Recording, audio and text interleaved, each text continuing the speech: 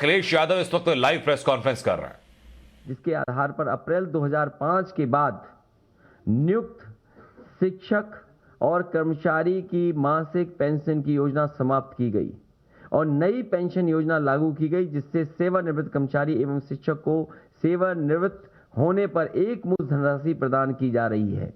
इसके लिए 10% धनराशि कर्मचारी देता है और 14% सरकार देती है और इस पैसे को शेयर मार्केट में लगाया जाता है, जिससे इस व्यवस्था की विश्वसनीयता पर प्रश्न लगता है। मुझसे लगातार तमाम कर्मचारी और शिक्षक संगठन मिले और जिसमें हमारी बाईं तरफ बैठे हुए हैं, लगातार लड़ते रहे, बैठे, न जाने कितनी बार हमारी बैठकें हुई। केवल आपके साथ बैठक नहीं हुई, बल्कि कई हमारे जो एक्सपर्ट हैं, फाइनेंशियल चीजों को समझते हैं, जिनके पास अनुभव है, उनके साथ भी बैठक हुई। तब जाकर के ये समाजवादी पार्टी ने अपने मैनिफेस्टो में शामिल करने का फैसला लिया है। मुझसे लगातार तमाम कर्मचारी और शिक्षक संगठन मिले और उन्होंने पूर्व की भांति पुरानी पेंशन योजना लागू करने की मांग करी। इन लोगों ने लगातार आंदोलन और धरना प्रदर्शन किया, लेकिन इस कर्मचारी विरोधी सरकार ने इनकी बात नहीं सुनी। कमेटी भी बनाई, आश्वासन भी दिया, लेकिन इनकी बात इस सरकार भारतीय जनता पार्टी ने नहीं सुनी। मैं आज ये घोषणा करता हूं कि मेरी सरकार, समाजवादी सरकार बनते ही पुरानी पेंशन व्यवस्था बहाल कर दी जाएगी। इसमें जो भी धनराशि की आवश्यकता होगी उसकी व्यवस्था कर ली जाएगी। मैंने इस संबंध में कर्मचारी और वित्त विशेषज्ञों से वार्ता कर ली है। एक कॉर्पस बना करके इस धनराशि की व्यवस्था करने के लिए हम सक्षम हैं। संतुष्ट हैं आप लोग? तो आने वाले समय में ये सरकार शुरू नहीं कर पाई है। पुनः कर्मचारियों के लिए कैशलेस स्कीम जो समाजवादी सरकार में शुरू गई थी, पुनः शुरू होगी। वो तो कंप्लीट है, आपकी तरफ से कंप्लीट है। इस सरकार ने लागू नहीं होने दिया उसको, खाली उसका नाम भी पंडित दीनदयाल उपाध्याय रख दिया था और उसको भी नहीं होने दिया। हमारी सरकार ने कर्मचारियों के लिए कैशलेस इलाज के लिए व्यवस्था की थी, जिसे सरकार ने लागू नहीं किया। वित्त विहीन शिक्षकों को हम सम्मानजनक मानदेय की सहायता अतिरिक्त रूप से प्रदान करेंगे।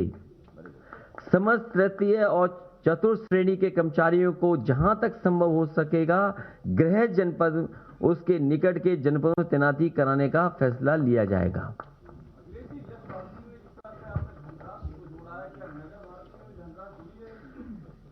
बहुत छोटा सवाल पूछ रहे हो इतनी बड़ी योजना के सामने।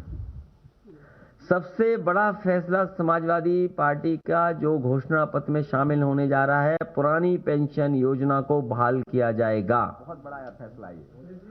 2005 से पूर्व कर्मचारियों को मिलने वाली पुरानी पेंशन व्यवस्था लागू की जाएगी।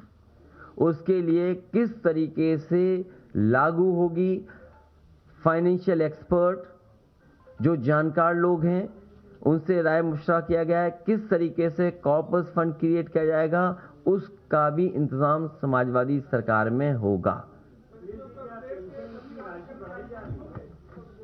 फिलहाल इसी पे हमें काम कर लेने दो। कर्मचारी भी होंगे और शिक्षक भी होंगे, सारे अधिकारी भी होंगे, जो भी इसमें आते हैं उस कैटेगरी में सब। जिन्होंने हटाई वो भी शामिल होंगे।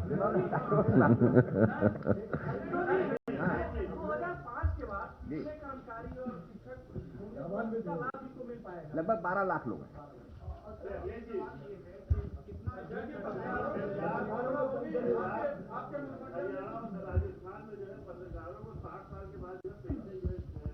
ये सुझाव अच्छा है, लिख करके दो हमें।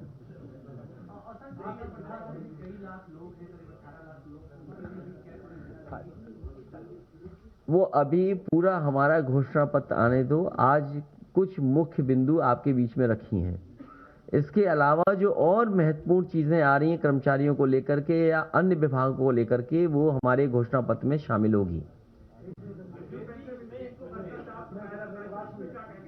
अभी पुरानी पेंशन व्यवस्था की बहाली हमारे लिए जरूरी है। सर, आपकी तरफ जो है सभी देश के और प्रदेश के सभी कर्मचारी आशा भरी निगाहों से देख रहे हैं। सर, क्या क्या ऐसा होगा कि पहली कैबिनेट में आप द्वारा जो है पुरानी पेंशन बहाल कर दी जाए? समाजवादी पार्टी जो कहती है वो करके दिखाती है। करनी हमारे कहीं भेदभाव आपको नजर नहीं आएगा, कथनी और करनी में।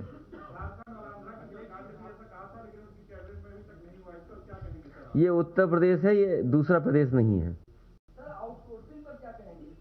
ये विस्तार से जिस समय मैनिफेस्टो समाजवादी सरकार का आएगा, क्योंकि आउटसोर्स से बाबा भीमराव अंबेडकर जी का दिया हुआ संविधान के तहत जो हक और सम्मान वो छीना जा रहा है।